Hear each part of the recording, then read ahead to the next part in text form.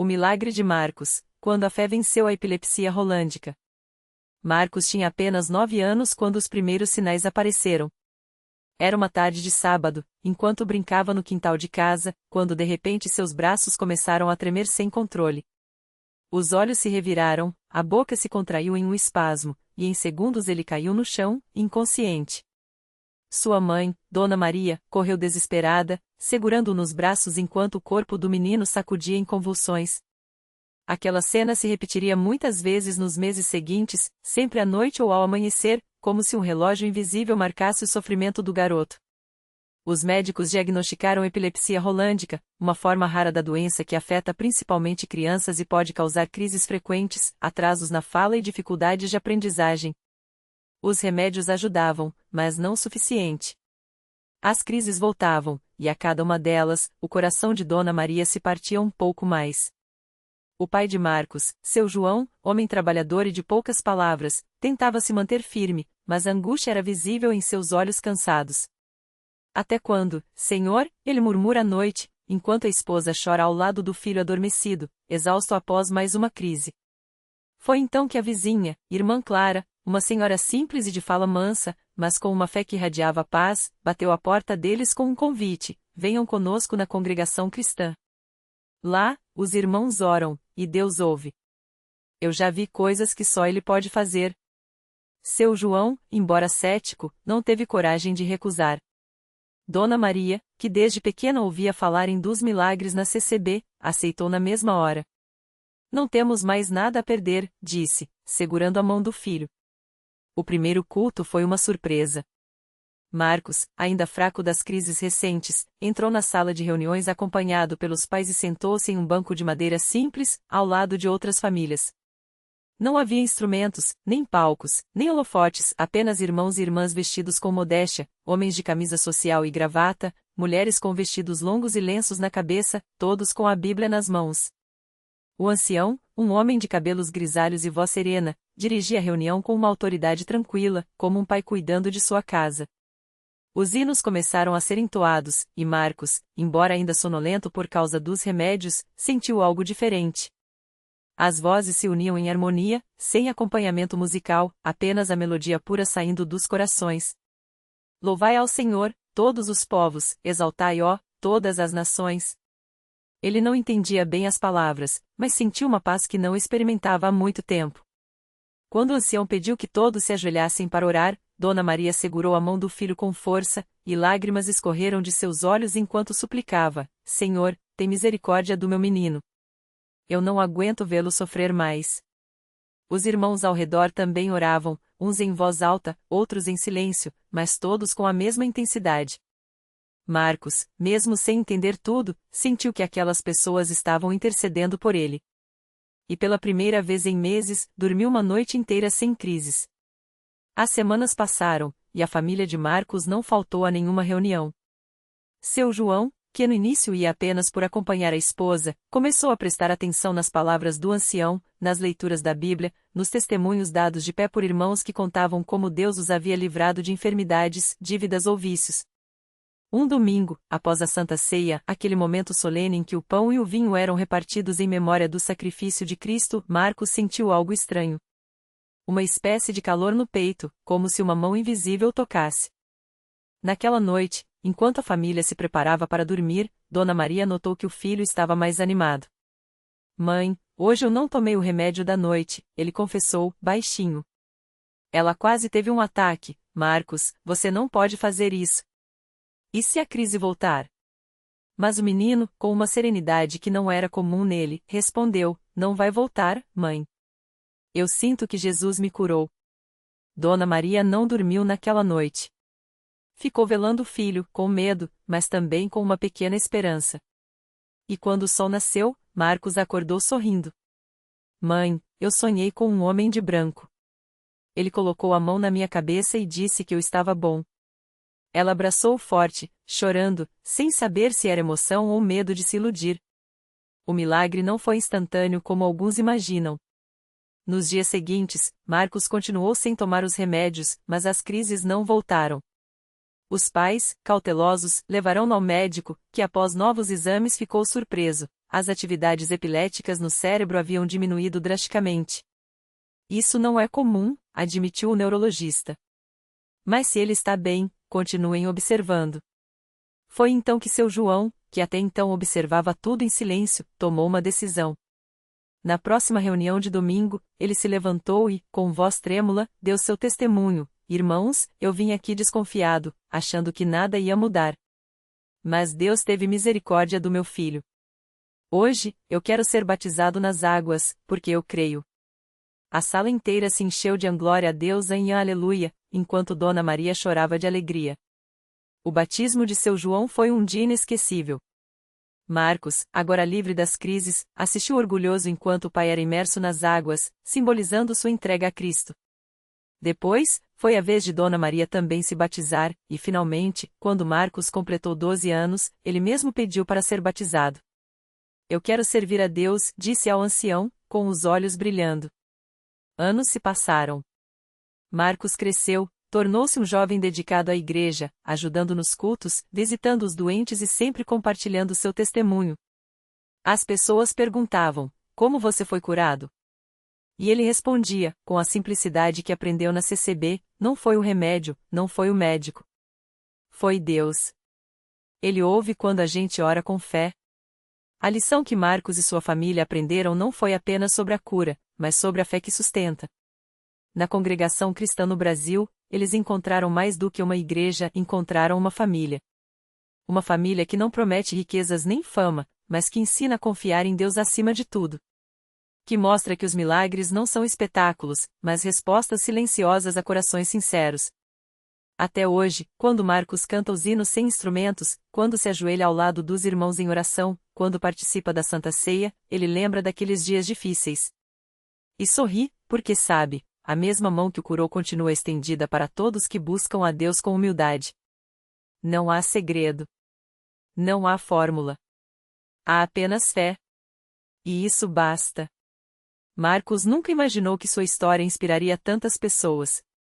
Depois da cura, ele e a família continuaram frequentando a igreja com ainda mais gratidão. Mas foi numa tarde de sábado, durante um culto de oração, que algo inesperado aconteceu. Um jovem chamado Lucas, de apenas 19 anos, chegou à igreja arrastando os pés, apoiado por sua mãe. Ele sofria de uma doença degenerativa que os médicos disseram não ter cura. Os exames mostravam que, em pouco tempo, ele perderia os movimentos das pernas. A mãe, desolada, já havia tentado de tudo: remédios, fisioterapia, até promessas a santos. Nada adiantou. Até que uma vizinha, que também frequentava a igreja, a convidou para vir. Quando o pastor chamou os que precisavam de oração, Lucas foi levado ao altar. Marcos, que estava ali perto, reconheceu no olhar do rapaz o mesmo desespero que já tinha sentido. Sem pensar duas vezes, se aproximou e colocou a mão no ombro dele.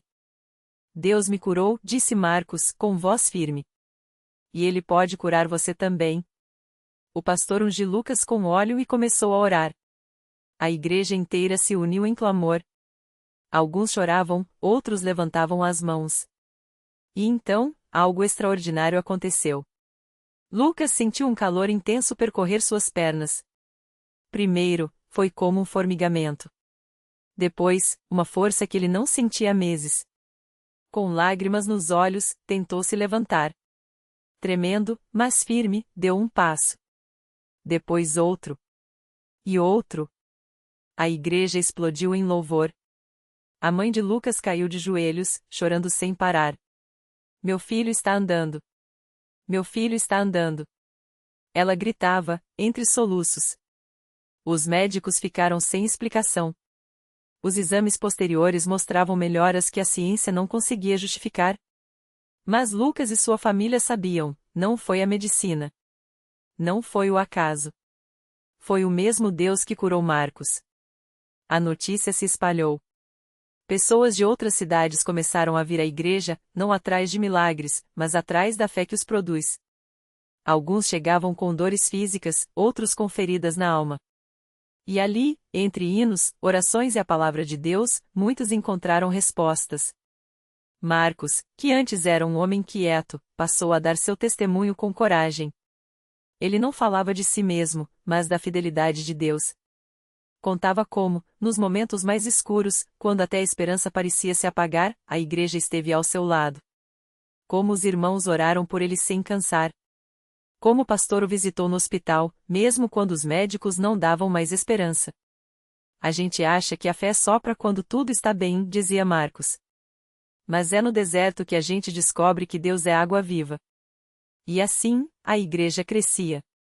Não porque prometia soluções mágicas, mas porque oferecia algo muito mais profundo, um lugar onde as pessoas podiam ser honestas sobre suas dores e, ainda assim, acreditar em um Deus que as via. Hoje, anos depois, Marcos e Lucas servem juntos na obra do Senhor. Um ajuda no ministério de visitação, o outro na evangelização. Eles não são heróis. São homens comuns que experimentaram o poder de Deus e agora vivem para contar que Ele ainda faz milagres. Não são milagres barulhentos, com holofotes e câmeras. São milagres quietos, que acontecem nos corações dos que creem. Que transformam vidas não só no corpo, mas na alma. E a cada domingo, quando a igreja se enche de vozes cantando "An grande é o Senhor", Marcos e Lucas se olham e sorriem. Porque eles sabem, a fé não é sobre o que a gente vê. É sobre aquele em quem a gente acredita. E isso, sim, nunca falha. Naquela mesma igreja, alguns bancos à frente de onde Marcos e Lucas costumavam se sentar, uma mulher chamada Ana chorava em silêncio. Ela tinha chegado ali arrastada pela irmã, depois de meses se recusando a sair de casa. A depressão a havia engolido como uma onda escura, e os remédios já não faziam efeito. Deus não se importa comigo, ela repetia para si mesma, enquanto as lágrimas molhavam seu vestido simples. Mas naquele domingo, algo foi diferente. Enquanto o pastor falava sobre a fidelidade de Deus mesmo nas tempestades, Ana sentiu um calor estranho no peito, como se uma mão invisível apertasse seu coração com força. Não era dor, era uma presença. Uma voz suave, que não veio dos alto-falantes, mas de dentro dela: "Eu te vejo. E não vou te deixar." Ela não contou a ninguém na hora. Nem mesmo quando, na semana seguinte, acordou com uma paz que não fazia sentido. A tristeza pesada que a acompanhava havia anos tinha sumido, como se alguém tivesse tirado um fardo das suas costas enquanto ela dormia. Ana voltou à igreja no domingo seguinte, e depois no outro, e no outro. Desta vez, não por obrigação, mas porque precisava estar ali, perto daquele Deus que, contra todas as suas expectativas, tinha respondido. Um ano depois, era Ana quem agora abraçava as mulheres que chegavam com o olhar vazio, como ela já chegará. "Eu sei que parece impossível", ela dizia, segurando suas mãos com firmeza, "mas ele vai te encontrar aqui. Mesmo que você não sinta nada agora, ele está trabalhando." E elas acreditavam. Porque Ana não era uma pregadora, era uma mulher que tinha sido curada de algo que os médicos chamavam de incurável. Enquanto isso, no fundo do templo, um casal de idosos orava juntos, de mãos dadas. Dona Maria e seu João tinham perdido o filho único em um acidente de carro havia 5 anos. A dor os havia afastado um do outro, transformando sua casa em um lugar de silêncio e lembranças amargas. Até que, em um culto de quarta-feira, o pastor fez uma oração específica: "Senhor, restaura o que o inimigo roubou." Naquela noite, seu João sonhou com o filho. Não era um sonho triste, era luz, era abraço, era uma voz dizendo: "Estou bem. E vocês também vão ficar." Eles acordaram ao mesmo tempo, com lágrimas nos olhos, e pela primeira vez em anos, se abraçaram sem palavras. Não foi o filho que voltou, mas algo dentro dele sarou. A amargura deu lugar a uma doçura que só quem já perdeu muito sabe reconhecer. Hoje, eles lideram um grupo de apoio para pais enlutados na igreja. "Não somos conselheiros", Dona Maria costuma dizer. "Somos só pessoas que descobriram que, mesmo no luto, Deus não nos abandona." E assim a igreja seguia, cheia dessas histórias que não viravam manchete, mas mudavam eternidades. O jovem que largou as drogas depois de um culto de libertação e hoje toca bateria no grupo de louvor. A mãe que recebeu a notícia de que o câncer do filho havia desaparecido sem explicação médica. O homem que entrou ali planejando se matar na saída, mas saiu com um propósito novo. Não eram histórias de pessoas perfeitas. Eram histórias de gente comum, que trouxe suas feridas para os pés de Jesus e descobriu que, contra toda lógica, ele ainda cura. Ainda libera. Ainda transforma. E toda vez que as portas da Universal se abriam, era como se o céu dissesse: venham como estão. Saiam diferentes. Porque milagre não é só o que a gente pede, é o que Deus faz quando a gente menos espera. E ali, entre aquelas quatro paredes, o impossível virava rotina. Era uma terça-feira como outra qualquer, mas para Dona Maria, aquelas horas dentro da Universal seriam o divisor de águas que ela nem sabia que precisava. Ela entrou arrastando os pés, com uma bolsa surrada cheia de exames e um coração mais pesado ainda. O médico tinha sido claro: sua filha não vai andar nunca mais. A lesão na medula é irreversível. Clara, de apenas 12 anos, estava paralisada havia 6 meses depois de um acidente de carro. Os especialistas tinham feito tudo, os remédios tinham secado a conta bancária, e as orações em casa pareciam bater no teto e voltar sem resposta. Mas naquela noite, enquanto o pastor falava sobre a fé que move montanhas, Dona Maria sentiu algo estalar dentro dela. Não era esperança, era uma certeza teimosa, daquelas que nascem no fundo da alma e não pedem licença. Quando o apelo foi feito, ela não hesitou. Com lágrimas escorrendo, levou a foto da filha ao altar, colocou a mão sobre ela e gritou, não com desespero, mas com uma autoridade que nem sabia que tinha: Senhor, o Senhor disse que a minha filha ia dançar de novo. E eu vou ver isso. Os dias seguintes foram de uma expectativa dolorida. Clara continuava na cadeira de rodas, os fisioterapeutas balançavam a cabeça, e os vizinhos, com boa intenção, já falavam em aceitar a vontade de Deus. Mas Dona Maria não soltou a promessa. Toda noite, ela ligava o culto pela internet no quarto da filha, ungia seus pés com óleo e declarava: levanta-te e anda. Até que, numa sexta-feira, algo mudou. Clara acordou com uma coceira estranha nas pernas. No começo, achou que era imaginação até que movimentou os dedos do pé. Só um pouco, quase imperceptível, mas o suficiente para fazer seu coração disparar. Ela chamou a mãe, que veio correndo e viu, incrédula, a filha mexer o tornozelo. Mãe, eu sinto. Eu sinto minhas pernas, gritou Clara, e as duas caíram no choro, abraçadas, enquanto o nome de Jesus ecoava entre elas. No domingo seguinte, a Universal lotou mais cedo. A notícia tinha se espalhado: a menina da cadeira de rodas estava de pé. E quando Clara entrou no templo, apoiada ainda nos braços da mãe, mas com os próprios pés tocando o chão tremeu literalmente. Gritos de glória a Deus encheram o ar, pessoas choravam sem vergonha, e até os mais céticos ali presentes sentiram um arrepio na espinha. Porque não era só uma criança que estava se levantando, era a prova viva de que, onde a medicina dizia não, Deus dizia sim. O pastor chamou Clara ao altar. Com voz embargada, perguntou: quem te curou, minha filha? E ela, com a simplicidade das crianças que veem o sobrenatural como algo natural, respondeu: foi Jesus. Ele falou no meu sonho que eu ia dançar no culto de hoje. E dançou. Primeiro foram passos trêmulos, depois pulinhos, até que, no meio da multidão em êxtase, Clara girou, levantou os braços e rodopiou como qualquer menina de 12 anos, só que, para todos ali, era um milagre andando sobre duas pernas. Dona Maria, de joelhos, não conseguia parar de agradecer. Não era só a filha que tinha recebido um milagre, era ela mesma, que tinha aprendido que fé não é esperar por um milagre, é agir como se ele já tivesse acontecido. E enquanto a banda da igreja tocava O Chão Vai Tremer, o chão realmente tremia, não só pelos saltos de Clara, mas pelo poder de Deus que, mais uma vez, tinha transformado dor em testemunho dentro daquelas quatro paredes. Porque a Universal não era só um lugar, era um portal. Um lugar onde os céus se inclinavam para ouvir o clamor do povo, onde as leis naturais dobravam os joelhos diante do sobrenatural, e onde, toda semana, alguém saía de lá com uma história que o mundo chamaria de coincidência, mas que eles sabiam, era a mão de Deus, mais uma vez, reescrevendo destinos. Naquela mesma noite, enquanto Dona Maria abraçava Clara como se fosse a primeira vez, um homem no fundo do templo observava tudo com olhos cheios de lágrimas.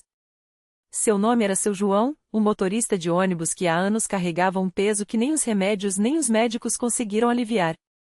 Ele tinha chegado à Universal arrastado pela esposa, desconfiado, mas algo naqueles louvores, naqueles gritos de vitória, tinha mexido com ele de um jeito que não conseguia explicar.